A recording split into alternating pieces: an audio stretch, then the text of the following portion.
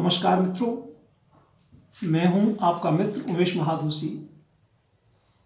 नए वर्ष में अभिराम वाणी पर आपका हार्दिक स्वागत है। आशा है कोरोना जनित प्रतिकूल हालात के बावजूद आप सब अपनी आंतरिक ऊर्जा और भावी योजनाओं के उत्साह से आनंदित होंगे। आपकी भावी सफलताओं के लिए हमारी हार्दिक शुभकामनाएं। समकालीन लघु कथा की विकास यात्रा में योगदान के क्रम में स्वर्ण जयंती आयोजन के बाद आज यानी नए वर्ष के पहले रविवार से अनूठी लघु कथाएं कार्यक्रम को हम पुनः आरंभ कर रहे हैं। अनूठी लघु कथाएं कार्यक्रम के इस तीसरे भाग में प्रत्येक रविवार को 2 लघु कथाएं प्रसारित की जाएंगी। कार्यक्रम में यदि किसी परिवर्तन की आवश्यकता समझी गई तो उचित समय पर आपको सूचित किया जाएगा।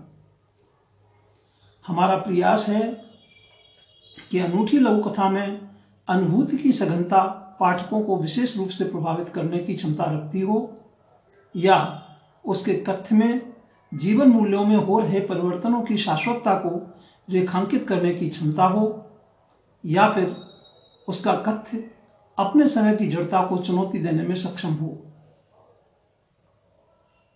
हमारा प्रयास है कि ये लघु कथाएं सामान्य पाठक की समझ और पसंद भी बन सकें।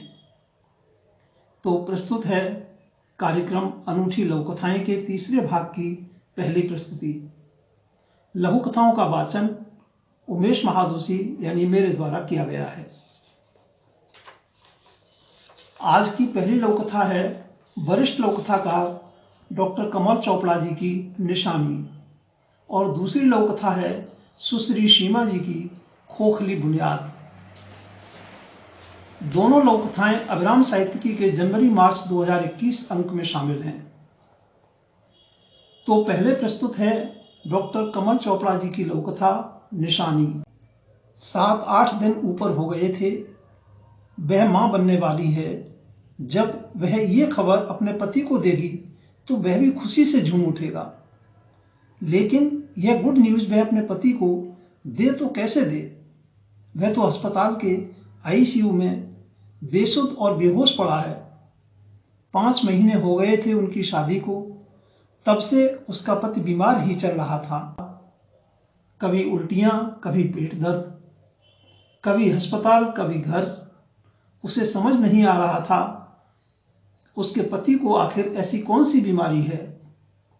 पूछने पर घरवाले कहते पेट में कुछ गड़बड़ है। बाकी तो डॉक्टरों की बातें डॉक्टर ही जाने, कुछ बताते तो हैं नहीं। घर भर के चेहरे रवि की बीमारी की चिंता से लटके हुए थे। वह उन्हें खुशी की यह खबर देगी तो सबके चेहरे कैसे खिल उठेंगे। यह आस उम्मीद दी है ईश्वर ने तो आगे भी भली ही करेगा। रवि की बीमारी ठीक हो जाएगी तो खुशी चौगुनी हो जाएगी। पति ना सही, सास को तो यह खुशखबरी दे ही देनी चाहिए। हर महीने ही तो अम्मा जी पूछ रही हैं, बहू कोई खुशखबरी, कोई आस उम्मीद। वह शर्मा कर रह जाती, पर इस बार उसे कम से कम अम्मा जी को तो बता ही देना चाहिए। यही सोचकर वह अम्मा जी के कमरे की ओर चल दी। अम्मा जी अपने कमरे में कानपुर से आई अपनी बहन से बातें कर रही थी। वहीं ठिठक गई वह। मौसी जी कह रही थी, रवि की बीमारी का सुना तो मैं पता करने चली आई। हिम्मत रख बहन, बाकी तो ऊपर वाले को जो मंजूर। भगवान ना करे रवि के साथ कुछ ऊंच नीच हो जाए। बहन मैं तो कहूं सयाना वो जो सारी बात पहले से सोच के रखे।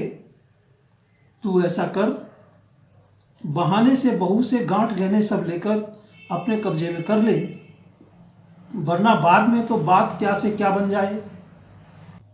वो सब तो मैंने रवि की शादी के 10-12 दिन बाद ही बहू से सब कुछ लेकर अपने लॉकर में रखवा दिया था। डॉक्टर बताते क्या हैं, आखिर रवि को ऐसी क्या बीमारी हो गई है। रुंधे से स्वर में अम्मा जी ने कहा, अब तो बस 2-3 दिन का मेहमान बता रहे हैं। कह रहे हैं कोई फायदा नहीं, इसे घर ले जाओ। डॉक्टरों ने तो 6 महीने पहले ही कह दिया था, इसके पेट में कैंसर है, 6 महीने से ज्यादा नहीं जी पाएगा। मैंने ही बात छुपाकर जल्दी से गरीब घर की लड़की देखकर रवि की शादी करवा दी। बड़ा बेटा और बहू तो मना करते रहे, पर मैं नहीं मानी। सोचा था रवि को चला ही जाना है, जाते जाते इसकी बीवी के बच्चा रह जाएगा तो रवि के बाद उसकी निशानी रह जाएगी। पर अभी तक तो बहू ने के कुछ रुका नहीं। अब तो रवि आजकल पर है, लगता है उसकी निशानी भी नहीं मिल पाएगी। ऊपर से ये मनहूस विधवा बहू गले पड़ जाएगी। तड़प कर रह गई वह। उसके दिलो दिमाग पर कई विस्फोट एक साथ हुए। अपनी इच्छा पूर्ति के लिए किसी अजगर की तरह मेरी जिंदगी को समूचा निगल गई है ये धोखेबाज बुढ़िया। निशानी तो इसे नहीं ही देनी।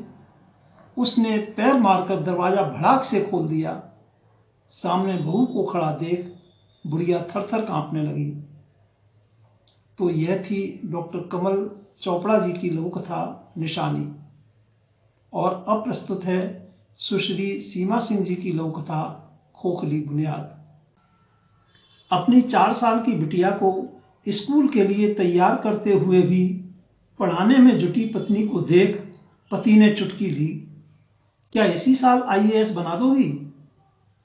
मनीषा ने हंसकर कहा, नहीं यार, आज इसका टेस्ट है और आपका सरनेम है ना, बेचारी बच्ची को स्पेलिंग याद नहीं हो पा रही है।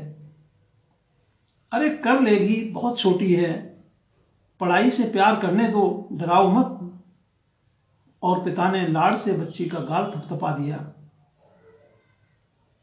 कक्षा के बाहर बेटी को छोड़कर मां वापस मुड़ी तो बेटी के एक सहपाठी की मां से अभिवादन हुआ तो वह पूछ बैठी, हम लोग अपने शौक में बच्चों के ऐसे नाम रख देते हैं कि बेचारों को याद करना मुश्किल हो जाता है। आपके बेटे का नाम भी तो बहुत बड़ा है ना? हाँ जी, अभिमन्यु भट्टाचारी नाम है। और आपकी बेटी का पूरा नाम? ऐश्वर्य लक्ष्मी रघुवंशी। आपने स्पेलिंग कैसे याद कराई? आज लिखने को आएगी ना? मनीषा ने उत्सुकता से पूछा। अरे कहां, याद कहां हुई है इसे भी। दूसरे बच्चे की मां ने पलकें झपकाते हुए झट से आगे जोड़ा, मैंने तो बता दिया है, एक नजर डाल ले, इसकी बोतल, टिफिन, पेंसिल बॉक्स सभी पर तो इसका नाम लिखा है। यह थी सुश्री सीमा सिंह जी की लघु कथा खोखली बुनियाद। इसी के साथ हम लेते हैं आपसे विदा। आगामी रविवार को फिर मिलेंगे। अनूठी लघु कथाएं कार्यक्रम की श्रृंखला को आगे बढ़ाने के लिए आप अपनी नियमित योजनाओं में सफल हों, जीवन में भरपूर ऊर्जा और उत्साह से आनंदित रहें। हार्दिक शुभकामनाएं। नमस्कार मित्रों।